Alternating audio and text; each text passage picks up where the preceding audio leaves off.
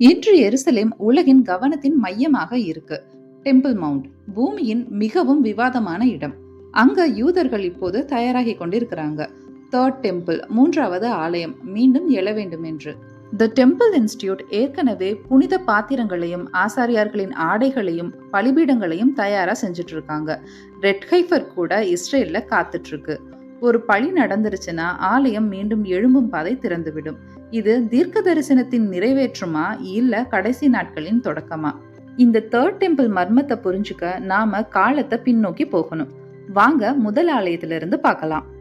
கிட்டத்தட்ட 3000 வருடங்களுக்கு முன்னாடி கிங் சாலமன் எருசலேம்ல ஃபர்ஸ்ட் டெம்பிள் கட்டுறாரு. மவுண்ட் மொராய், ஆப்ரஹாம் ஐசாக் பலியிட தயாரான அதே இடத்துல தான் அந்த ஆலயம் எழுந்தது. சுவர்கள் முழுவதும் பொன்னால் ஒளிர்ந்தது. லெபனான்ல இருந்து கொண்டு வரப்பட்ட தேவதாரு மரங்கள், ஜாசின் போவாஸ் என்று பெயர் சூட்டப்பட்ட பெரும் வெண்கல தூண்கள் மற்றும் உள்ள ஹோலி ஆஃப் ஹோலிஸ். அங்கேதான் ஆர்க் ஆஃப் கவனன்ட் இருந்தது. ஆனால் பாவம் அந்த மகிமையை சாம்பலாக்கியது. கிமு 586 பாபிலோனியன்ஸ் நெபுகத்நேசர் தலைமையில ஆலயத்தை எரிச்சாரு. ஆர்க் மறைந்தது. இன்னும் அது எங்க இருக்குன்னு யாருக்கும் தெரியல. 70 ஆண்டுகள் சிறைவாசம் முடிஞ்சதுக்கு அப்புறம் யூதர்கள் திரும்பி வர்றாங்க. ஜெருபபேல், எஸ்ரா, நெஹேமியா வழிநடத்திய போது கிமு 516 இரண்டாவது ஆலயம் கட்டப்படுது.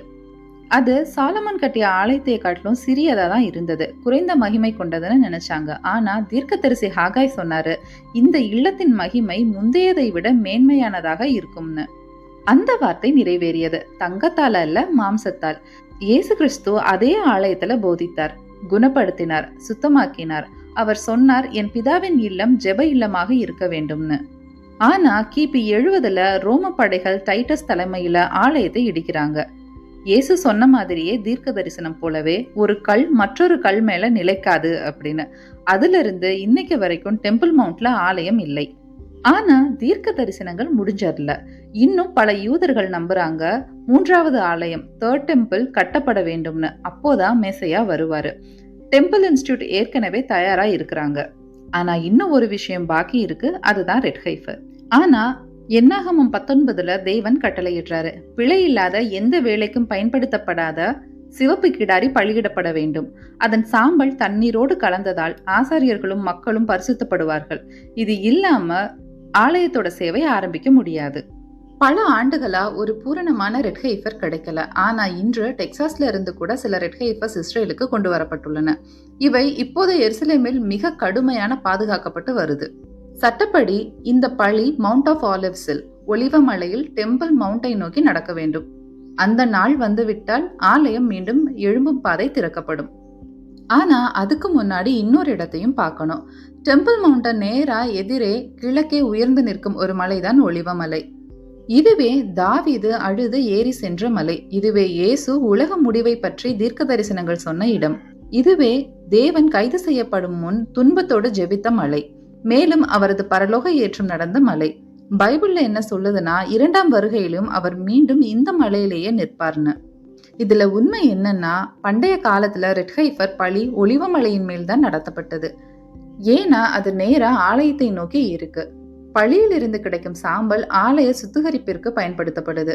அதுவே இன்றும் யூதர்களின் 3ஆம் ஆலய கனவுக்கு முக்கிய தேவையாக கருதப்படுகிறது.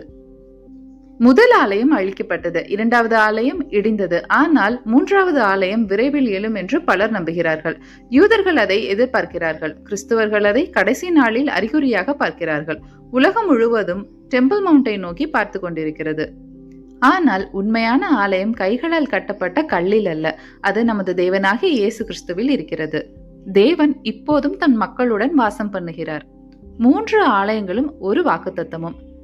இன்னைக்கு நம்ம கிட்ட ஒரு கேள்வி இருக்கு, வானமும் பூமியும் ஒன்றாகும் அந்த நாளுக்கு நாம தயாரா? இதே மாதிரி பல அற்புதமான கதைகளுடன் பயணிக்க நமது சேனலான லைஃப் பாஸ்வேர்ட் சேனலை சப்ஸ்கிரைப் பண்ணிக்கோங்க. இந்த வீடியோ உங்களுக்கு பிடிச்சிருந்தா லைக் மற்றும் ஷேர் பண்ணுங்க. இயேசுவின் அற்புதமான நாமத்தில் ஆமீன். கடவுள் எல்லோரையும் ஆசிர்வதிப்பார்.